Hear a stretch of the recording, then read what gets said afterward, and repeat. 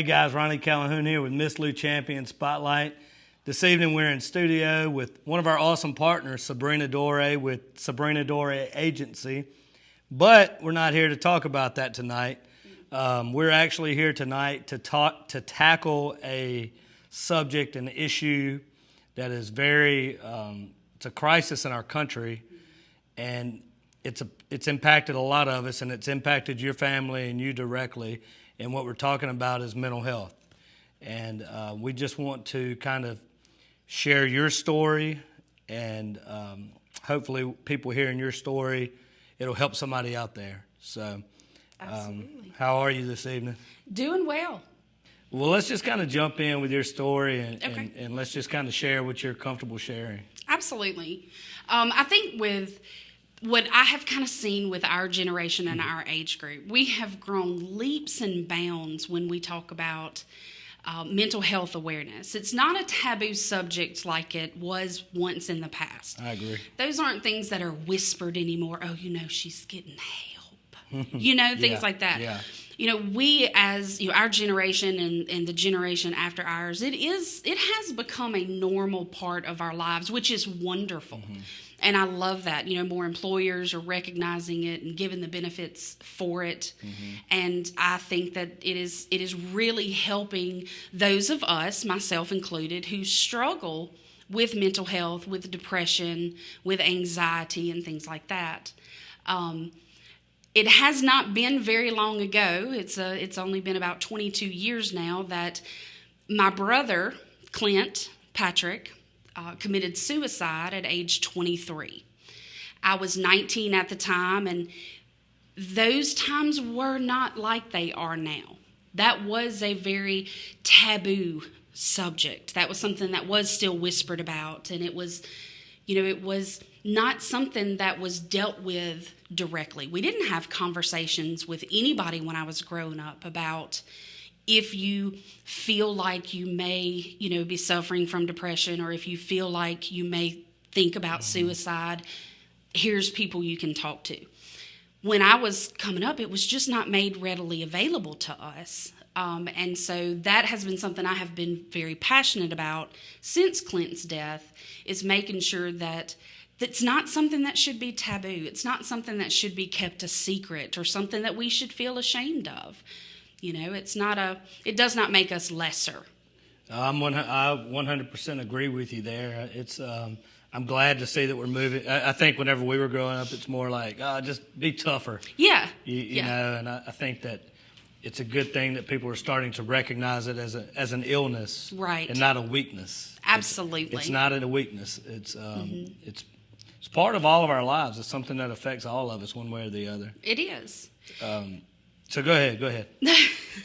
And what you said is so true. We were made, dust yourself off and get right back up. And something that actually still happens today that I hope people will hear from this and realize that they may be doing this. If somebody comes to you and they say, I'm stressed out, or, I've got so much on me, it is common for us, especially me as a Christian, I'm guilty of this too, of saying, oh, but look how blessed you are. And what I find is, like, when that is said to me, I feel guilty for even feeling a feeling. Like, how dare I? There's so many people out there who have it so much worse than I do. And even something as simple as that can mute someone from sharing their feelings with you. So it's important to remember that the blessings do not erase the feelings that you're feeling inside. They can give you hope, and they can point you in the direction of, don't give up, don't lose hope, but it doesn't erase it, Yeah, that's very interesting that you said that. I wasn't thinking that made me that challenged my way of thinking over here. And I agree with you on that. And one of the things that I try to do is let my emotions process. Yeah. Don't try to fight them. And I've just learned this within like the last 10 years. It's like, just let it be. Mm-hmm. And if I have to go home and shut the door and cry for 30 minutes or whatever, that may be what I have to do. But I think that it's very important to let those process.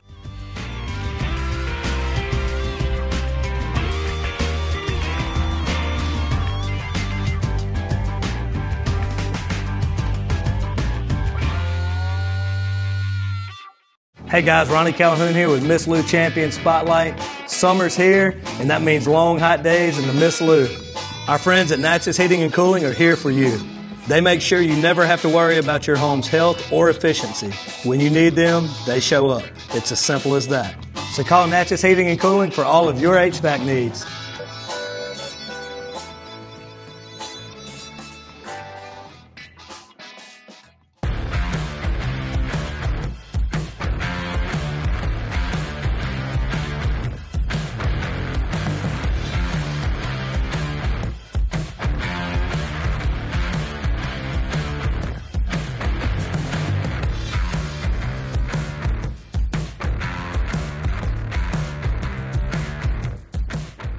A new revolutionary green roofing breakthrough is now saving property owners thousands of dollars on roof replacement by greatly extending roof life. Asphalt roof shingles have essential oil that allows for daily expansion and contraction. And as they age, this oil begins to dry out, causing the asphalt to become brittle and slowly break apart. RoofMax is the world's first sustainable roofing solution because it rejuvenates a roof by resaturating it with millions of microbeads of all-natural bio-oil. Like skin moisturizer for your roof, it quickly restores flexibility and waterproofing protection, guaranteed for 5 years. The all-natural treatment is 100% safe for people, pets, property, and the environment. And a RoofMax treatment is quick, easy, and very affordable. Get more life for less money with RoofMax.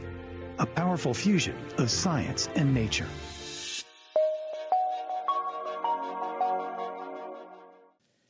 If you like what we're doing here at Miss Lou Champion Spotlight, make sure to like, follow, share on Facebook and Instagram, and visit our website, MissLouChampions.com.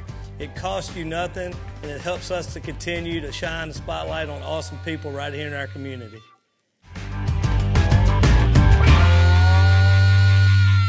But I think that you're right in the fact that I've never really thought about it like that, but sometimes we're ashamed to even feel those emotions. Absolutely. And we have to stop doing that. So Yep.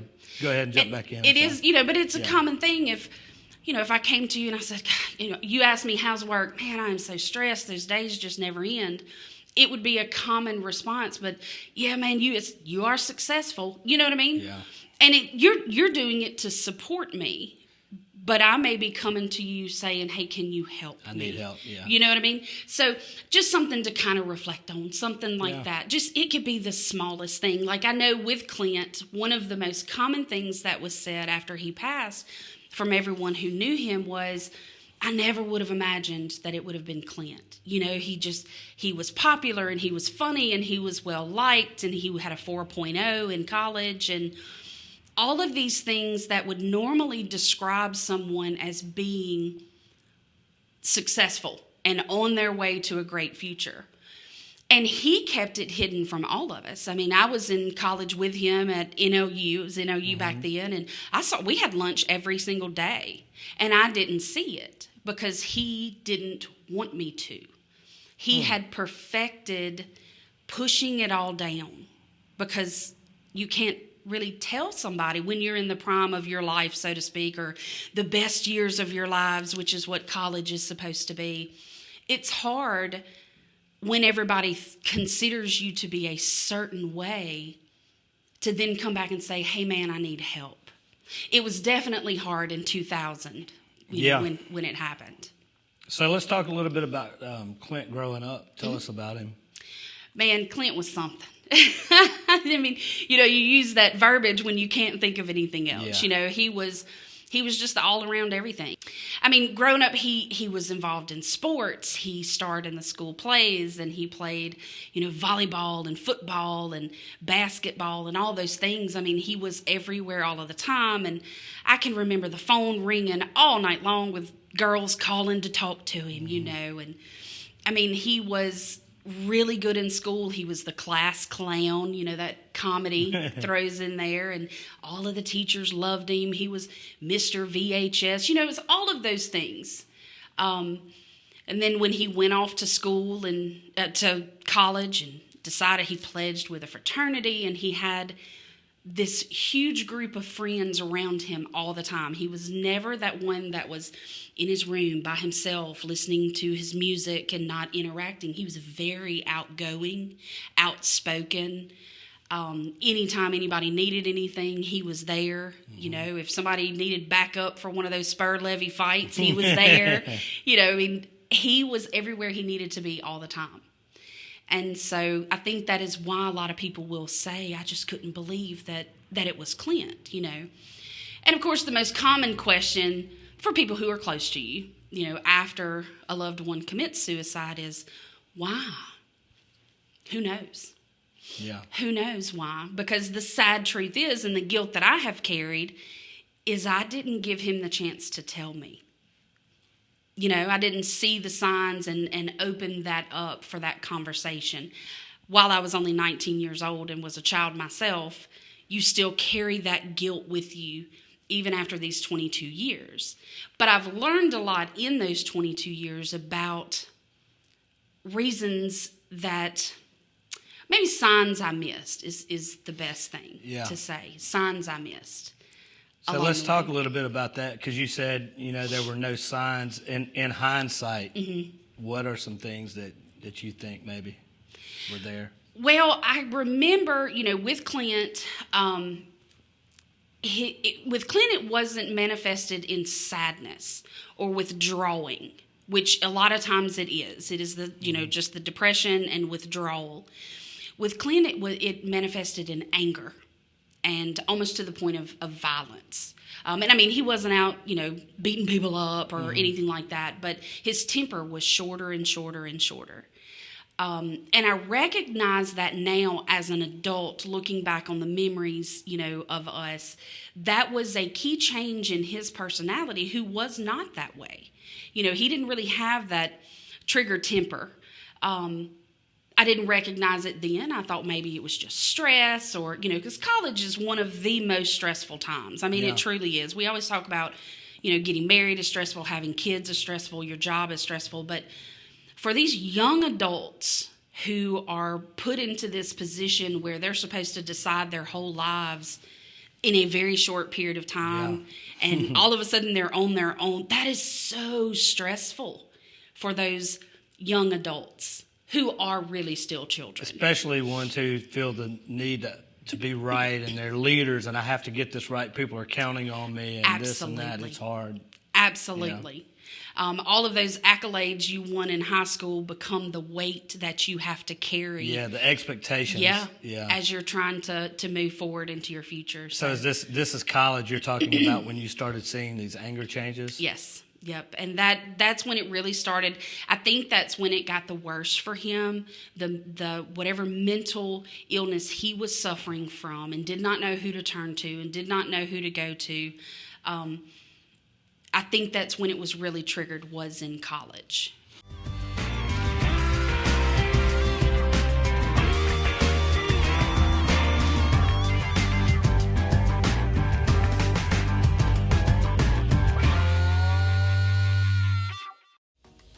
Welcome to your new hospital, Trinity Medical. Located in Faraday, Trinity Medical is the only acute care facility in the Tri-Parish area. Here you will find an active pursuit of holistic health, a strong, honest group of clinicians, and a consciousness of others that transcends the 80,000 square feet committed to you and your loved ones. Trinity Medical. People you know, caring for people you love. Growing up, my parents always encouraged me to do what's right, even if it wasn't easy. I'd always hear my mother's voice say, "Do the right thing." That stuck with me. Every day, just do the right thing. The rest takes care of itself. At Shelter Insurance, we believe in doing the right thing for our customers and our communities. For auto, home, life, or business insurance, see Shelter Agent Sabrina Dore. Do you know if he ever got help or anything? Do you have any He did not. Never? He never did. He never sought any type of counseling. He did not go to the priest. We're Catholic, so he did not go to the priest or anyone like that. And colleges do have all of these. They have all of these services now. When I was there in 2000, there weren't as many. There really were not. And I say that with such decisiveness because after Clint died and I went back to school, there was nothing available for me there. I did go to the campus priest, and spoke with them, but that was not comfortable for me. Because when you're talking about having a conversation with somebody about something that's really going on inside of you, you have to feel comfortable with that person. You have to feel comfortable to lay it bare. And so the one person that was available to me, I was not comfortable talking to about that because of my ideals of suicide and what that meant for his soul and all of those things. And, we won't get into that here, but it was just a level of discomfort for me in trying to find who I was going to open up to. And so it was still very fresh, too. It was very fresh, yes. So I ended up finding, I went to a psychiatrist, a psychologist, a therapist, a counselor, and I ended up just finding a friend that was not in the mental health profession, but that was who I felt the most comfortable talking to. Why do you think you felt more comfortable with that person? There was no expectation of healing. Wow. There was no expectation that there was an end result of healing. I was able to just talk with no expectations. I could feel whatever I felt, and I didn't leave with homework. And not that those things are bad. Yeah. Those things have helped me now in the therapy that I'm in. But in that moment, I just needed to spill, for lack of a better word. And that's what that friend enabled me to do. Gave no suggestions, gave no anything, just was that person sitting in a chair for me. You didn't need advice. You just needed an honest ear, somebody that's genuinely listening to you. That's right. Yeah. And not trying to explain why I felt the way I felt. Yeah, I think that's another thing that, as we try to figure this thing out. I mean, neither one of us are experts, but one of the things that I think is that we always feel like we have to have the answers. Yeah. And I'm a big problem solver, so when somebody comes to me, I feel like I have to solve their problems for them. And sometimes I'm like, you know what, I don't have to solve this problem. Yeah. They just need to talk, and it's hard. But maybe that's something that we can take away, each other and everybody watching this, is that sometimes we just need to listen more. Absolutely. I saw a meme on Facebook that I have stolen and kept with me, and it said something along the lines of, you come to me with a problem, and my response is, are we solving it, or are we talking about it? Yeah, and I think that's so powerful. Yeah, it's great. Are we? Would you like for me to help you solve your problem, or do you just want me to just agree with whatever you say?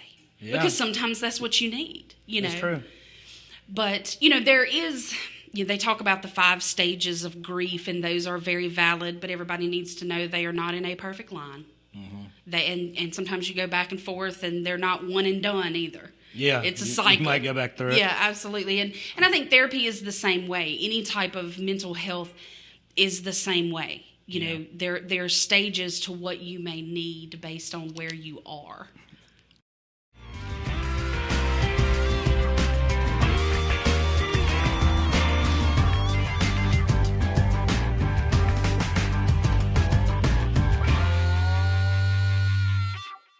From regular family checkups to sedation dentistry, orthodontics and cosmetic dentistry, experience dental care the way it was meant to be. Right around the corner from a name you can trust, Miss Lou Family Dentistry. Come see us for all your handmade and fine jewelry needs here at 415 Main Street in Natchez, Mississippi. You can also find us on the web at risandShineStudio.com. Always remember to smile big, shine bright, and enjoy the journey.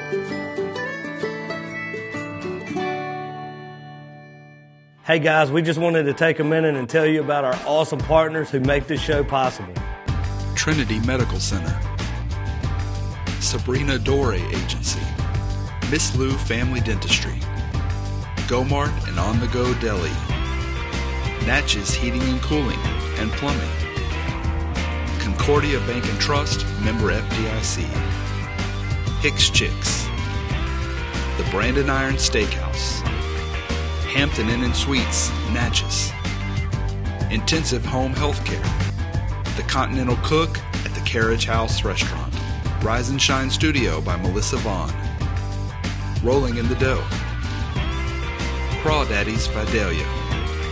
The Woodlands Event Venue and Wedding Barn. Colin Community College, Natchez campus. And the Roof Solution Group with Roof Max. So make sure to let these businesses know how much you appreciate them helping us spread positivity throughout the community. And remember, tell them Miss Lou Champion sent you.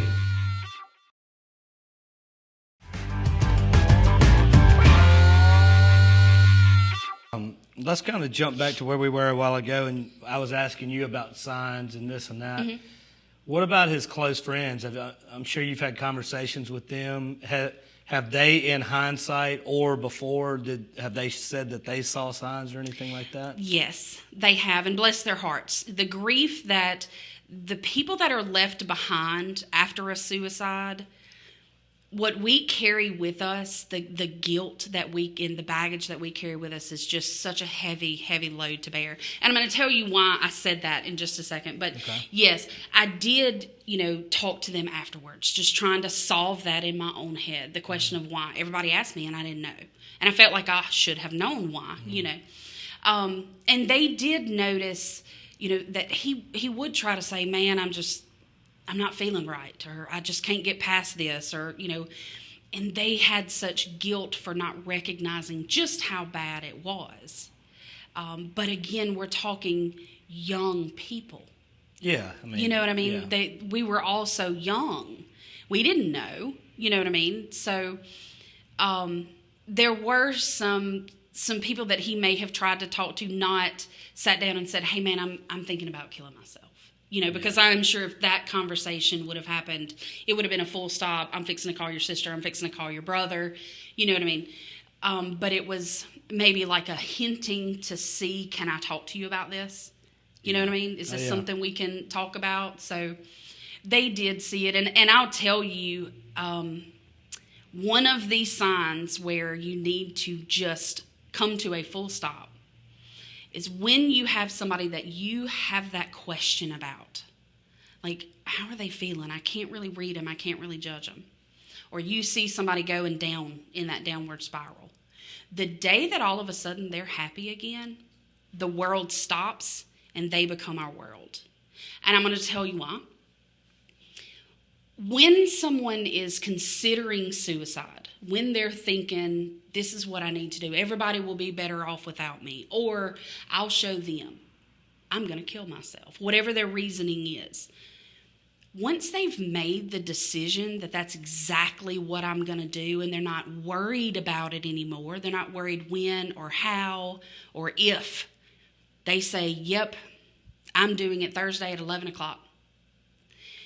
The stress of everything is gone. They have the solution to their problem that you and I were just talking about. We're problem solvers. They have found their solution. It's a permanent solution to a temporary problem, but they have found that solution. Yeah, so what they perceive to be the solution. Yeah. Absolutely. And so the weight is lifted. Then they want to start saying their final goodbyes, and then they want to start buying you a gift to remember them with. That's what Clint did. He killed himself January the 3rd, so it was right after Christmas. And that Christmas was the best Christmas we had ever had. The gifts were just lavish, and he wasn't going to have to pay for them. You know what I mean? Yeah. He already knew. We didn't, but he did.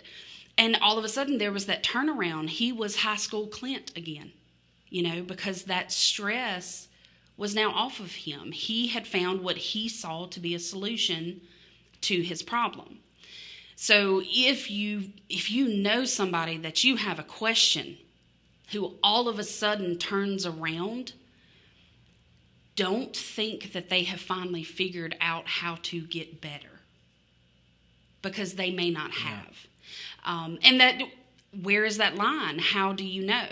And that's why I say the world stops and the world becomes all about them until you figure it out. Yeah. Because that is in just about everyone that I have spoken with who failed suicide, which I hate that terminology because I don't consider it a failure, but that is what they have said. That is what they express themselves is that thought of, I was finally happy because I knew what was coming, and I wasn't going to feel this way anymore. Wow.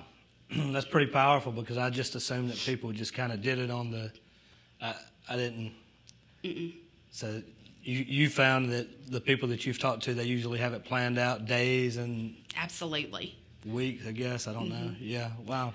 I would say the majority of it. Not everything is in every case scenario, but the people that you've talked to. Wow. What about any type of drug, alcohol? I mean, is that something that you think contributed? Absolutely. Absolutely. Clint had gotten into drugs and alcohol while in school. I think, not to say that it's common or to say that I'm okay with it, but I think that happens a lot in college. Yeah. And I have some pretty strong opinions on it.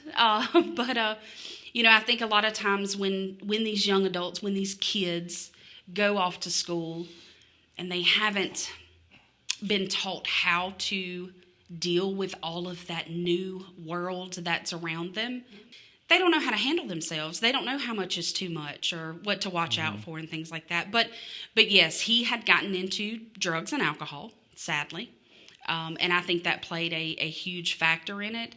But I think the reason that he went to those things was because he was trying to find comfort from something. Yeah. Numb it. Yeah, looking for that escape. And we all hear that all the time. I was looking for an escape. I would find myself, I was 19 years old, so I was a kid, and it was so easy for me to try to just step right back into my normal everyday life, and then I would feel guilty because I had a happy day.